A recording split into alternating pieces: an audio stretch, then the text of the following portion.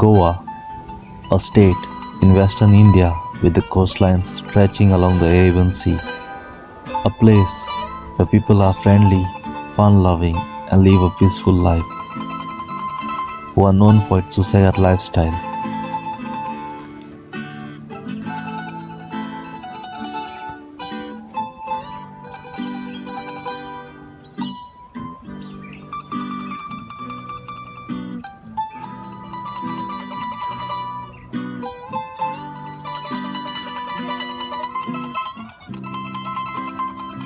Its long history as Portuguese colony prior to 1961 is evident in its preserved 17th century churches, forts, tiled houses,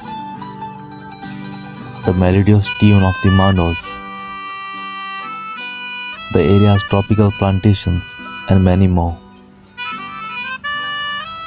Goa speaks a strong and profound connection with the Portuguese through the lifestyle of the people and also through the unique culture which can be seen all over Goa. With so much of Portuguese influence in Goa, every Goan born here has a drawing towards Portugal, wishing to visit it at least once in their lifetime.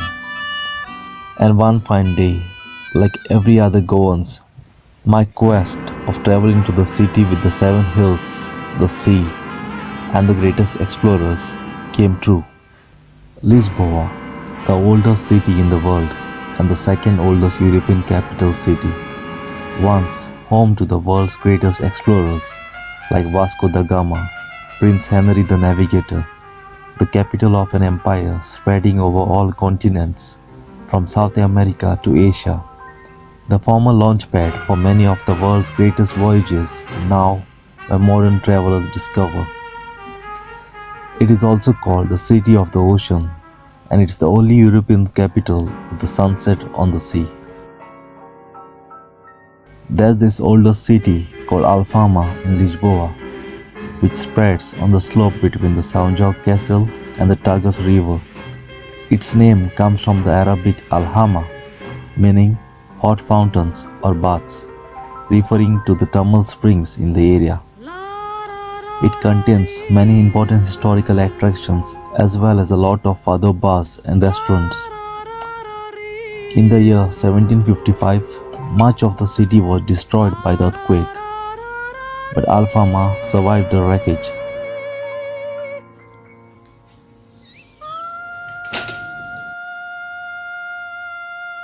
Standing in between these ancient tile houses, cathedral, the maze of narrow streets, restaurants, and the beautiful vistas never made me feel away from home. This view resembled me to the fountains, the Latin goddess of Goa.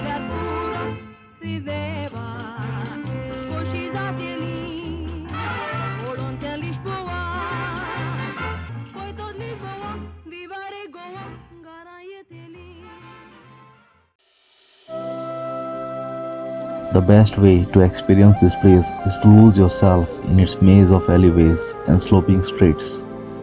Set out with the express intent of getting lost. Make those random turns. Follow whatever route you feel like taking and have fun with it. Alfama's colorful buildings and plentiful shops and cafes are so welcoming it won't even feel like you are lost. While walking in this maze, you will come across the ceramic tiles that line many of the buildings' interior and exteriors. They are known as azulejos. These pattern decorations are tradition of Spain and Portugal. These tiles were functional before the age of air conditioning, as they acted as natural temperature control system. The same pattern tiles can be seen most of the places in Goa on fencing walls, houses, in restaurants, etc.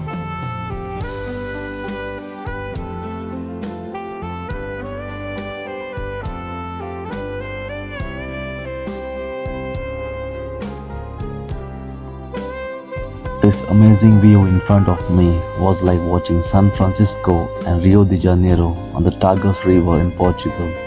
This bridge is known as Ponte 25 de Abril that connects the city of Lisbon with the municipalities of Almada, a hill above the city. It is one of the largest suspended bridges in the world. and the statue of Jesus Christ that stands behind the bridge, known as Santa Rio di Cristiori, Sanctuary of Christ the King. The statue is traditionally thought by the Portuguese as being constructed to thank the church for keeping Portugal out of the Second World War. But the original inspiration of Cristo Rio came before the war when Cardinal Priest of Lisbon visited Rio de Janeiro in 1934. Lisboa is also known as the city with a sweet tooth, and its most iconic pastry is the plum-size pastel de Natal, a creamy custard tart available in every corner across the city. The recipe dates back to the 16th century when the confections, like many other Portuguese sweets, were made by the nuns in the convents.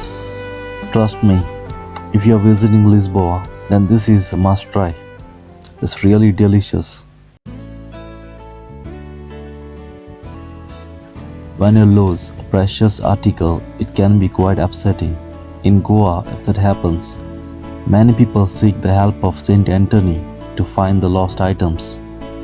In fact, many people in Goa consider Saint Anthony as a patron saint of the house and conduct litanies. And how lucky was I to be in the place where Saint Anthony was born. This is the site where he was born. A church is being constructed at the site. The church is very simple but has a certain charm about it. This is the underground chapel that marks the exact location where Saint Anthony was born in 1195. Lisboa is surrounded by many other beautiful places. Around 24 kilometers away from Lisboa, there's a place called Sintra, a place full of magic and mysteries, Moon Hill, where nature and man have combined in such a perfect way that UNESCO has granted it World Heritage Site status. The name Sintra originates from Cynthia, who is the Roman goddess of the moon. Sintra was a place for moon worshipping in the Roman times, hence how the name came to be. Sintra has quickly become very popular and famous for its 19th century Romanesque architecture, which is breathtakingly beautiful.